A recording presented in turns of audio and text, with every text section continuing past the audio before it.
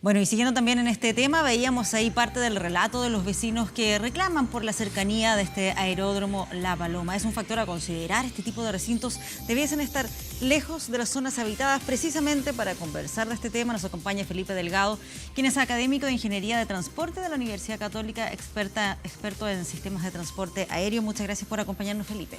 Hola, muchas gracias por la invitación. Bueno, y parte de lo que tratábamos ahí de plantearle también al encargado de la Dirección General de Aeronáutica Civil era ¿qué indica la norma de nuestro país? ¿De qué manera se puede establecer cuál es el mejor lugar para ubicar un aeródromo? Entiendo que acá primero existió el aeródromo y luego a su alrededor se fue estableciendo este radio urbano que ahora incluye 3 colegios, un mall.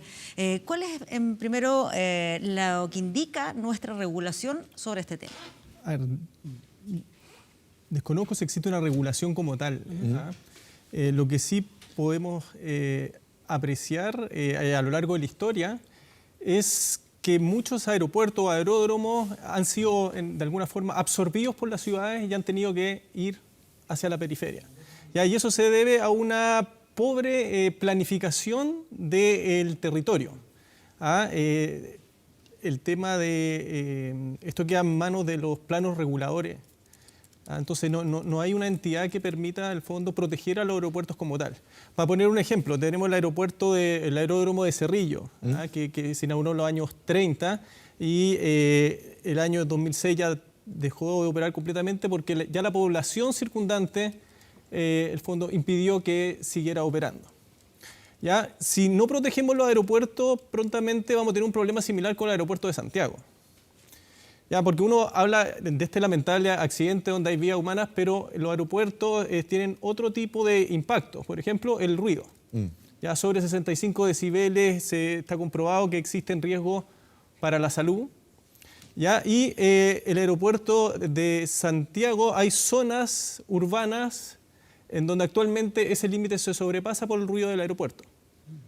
Y eso se debe a que el año 2013 se amplió el plano urbano y se pudieron localizar viviendas en lugares donde antiguamente no estaban. ¿Quién va determinando eso? Los planos reguladores metropolitanos. Tiene que ver más bien con la municipalidad. Municipios. Sí. Municipalidad y es algo súper importante. En caso del aeropuerto de Santiago, con la nueva tecnología de los aviones, el área que está impactada por el ruido se ha disminuido en más de la mitad en los últimos 10 años.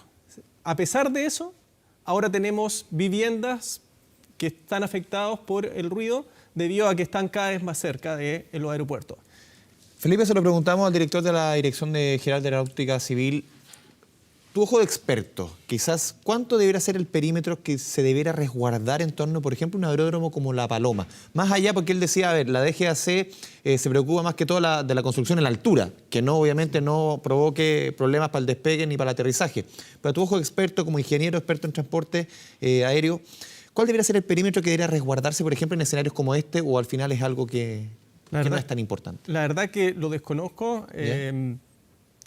Yo no sé si uno tiene que, el fondo, limitar para estos casos puntuales que se producen de manera muy eventual. Tal vez sí limitar para ver el tema del ruido, que es una molestia diaria, ya que incide en la salud de las personas, pero nuevamente, es decir, los aeropuertos hay que tratar de protegerlos y cuidarlos, porque no puede ser de que cada vez que uno tenga un aeropuerto y después llegue las poblaciones a los alrededores, sea el aeropuerto el que se tenga que trasladar.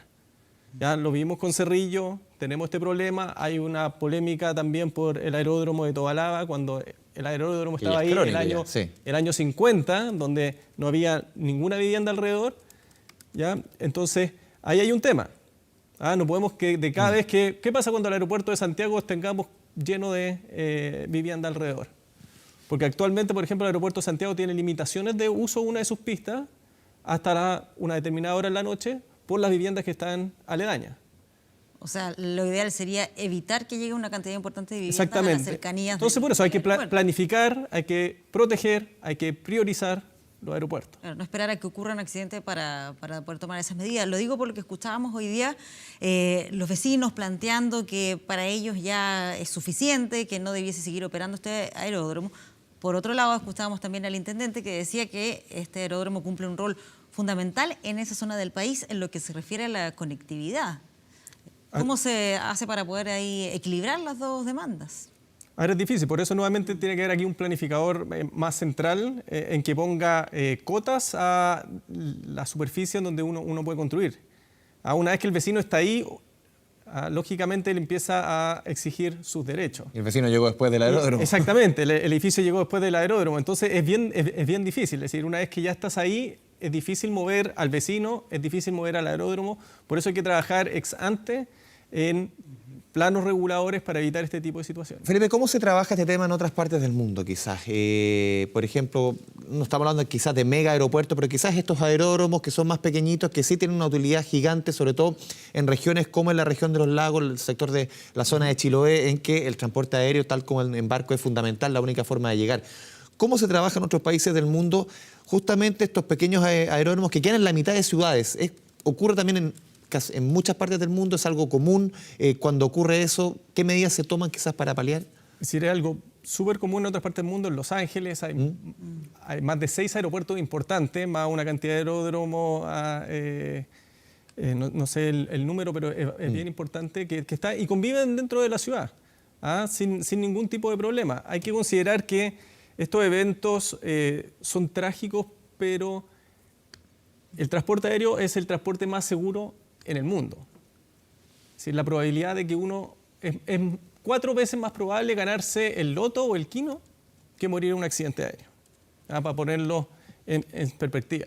Lo que pasa es que, claro, cada vez que tenemos un accidente, es muy llamativo, genera muchas pérdidas humanas, pero si uno ve el número total, es un medio tremendamente seguro. Porque en el fondo uno quizás, la solución sería, claro, poner un aeropuerto a 2 horas, 3 horas a la ciudad, que al final no es ninguna solución. Que uno tiene que nunca se va a poblar quizás alrededor. Exactamente, los pros y los contras. Es decir, si uno nuevamente estamos hablando del aeropuerto de Santiago, de estimularlo, de que lleguen más pasajeros. Si yo pongo un aeropuerto en el lago Rapel, para llegar ahí a 2 horas en tren, bueno, la cantidad de pasajeros se me va a bajar. El estímulo de los viajeros para viajar dentro de Chile también va a bajar, etc. Entonces hay pros y contras en uno y otro. Este es un aeródromo que tiene una baja accidentabilidad.